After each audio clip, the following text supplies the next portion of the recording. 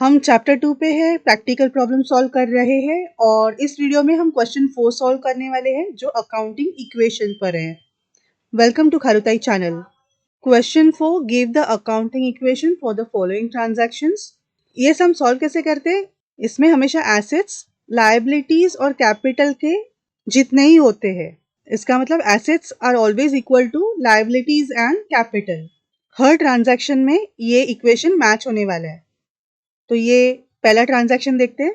Mister Swaraj commenced business with bank balance ₹1,10,000। तो उन्होंने 1,10,000 के बैंक बैलेंस से बिजनेस स्टार्ट किया है।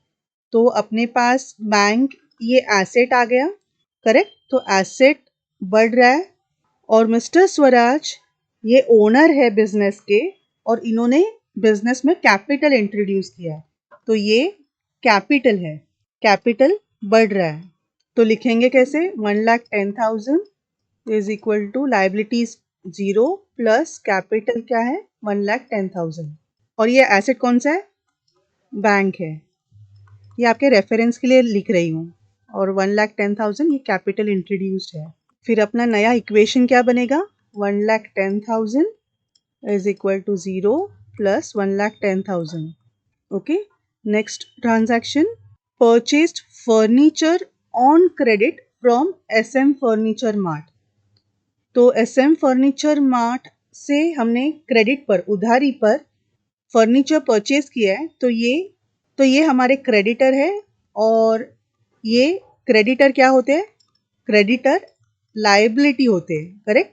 तो अपनी लायबिलिटी बढ़ रही है और परचेज क्या किया है? फर्नीचर। फर्नीचर क्या है? फर्नीचर अपने लिए एसेट है, एसेट भी बढ़ रहा है।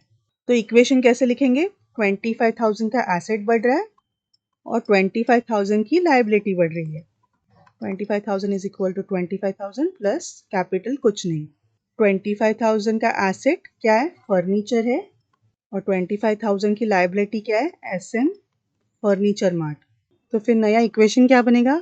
1,10,000 प्लस 25,000, 1,35,000 इज इक्वल टू 25,000 की लायबिलिटी प्लस 1,10,000 का कैपिटल।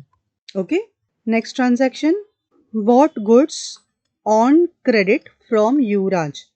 अभी युवराज से गुड्स क्रेडिट पर बाय किए हैं, क्रेडिट पर परचेज किए हैं। तो गुड्स क्या हो रहा है? बिजनेस में आ रहा है। गुड्स ये एसेट्स है, स्टॉक्स है।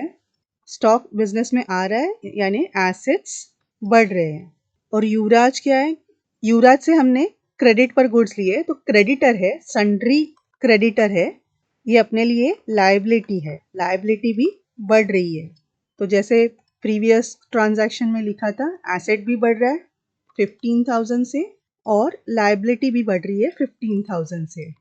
एसेट में स्टॉक बढ़ रहा है और लायबिलिटी में युवराज जो कि अपना सन्ड्री क्रेडिटर है उसकी लायबिलिटी बढ़ रही है।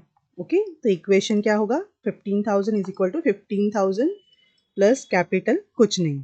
और ये ऐड करने के बाद नया इक्वेशन कैसे बनेगा?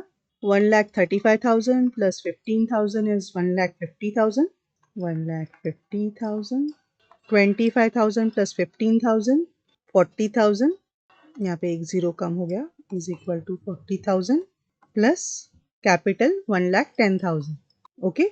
Next transaction, purchased machinery ₹10,000। कैसे परचेज किया है? परचेज कैश से या बैंक से पेमेंट किया होगा।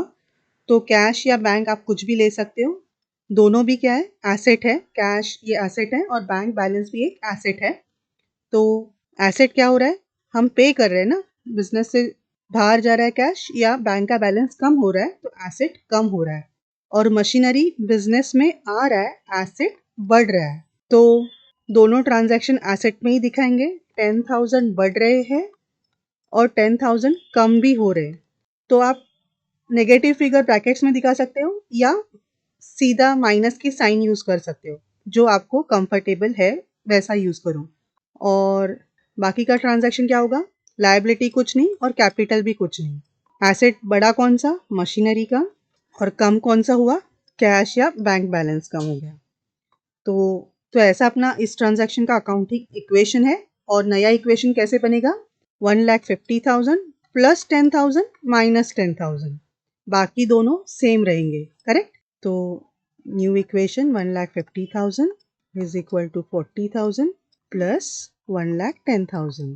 Next question, paid electricity bill of ₹3,500. अभी इलेक्ट्रिसिटी बिल ये एक्सपेंस है. एक्सपेंस हम क्या करते हैं? कैपिटल में दिखाते हैं एज अ नेगेटिव फिगर. इससे एक्सपेंसेस से कैपिटल कम होता है ना, बिजनेस ओनर का कैपिटल कम होता है. और पे कैसे किया है? कुछ दिया नहीं है तो हम अज्यूम करेंगे कैश से पेमेंट किया है. अमाउंट बड़ी है तो हम बैंक भी यूज कर सकते हैं, एनीथिंग. तो कैश क्या हो रहा है? कैश एसेट है और एसेट बाहर जा रहा है, एसेट कम हो रहे हैं, तो एसेट में नेगेटिव फिगर, कैपिटल में भी नेगेटिव फिगर. तो लिखेंगे कैसे? 3,500 एसेट कम हो रहा है और 3,500 एक्सपेंस है, एक्सपेंस से कैपिटल कम होता है.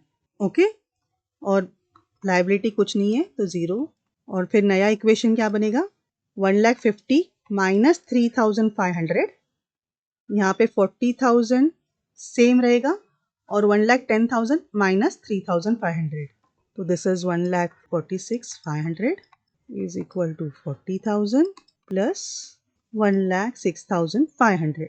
Okay, last question, goods destroyed by fire.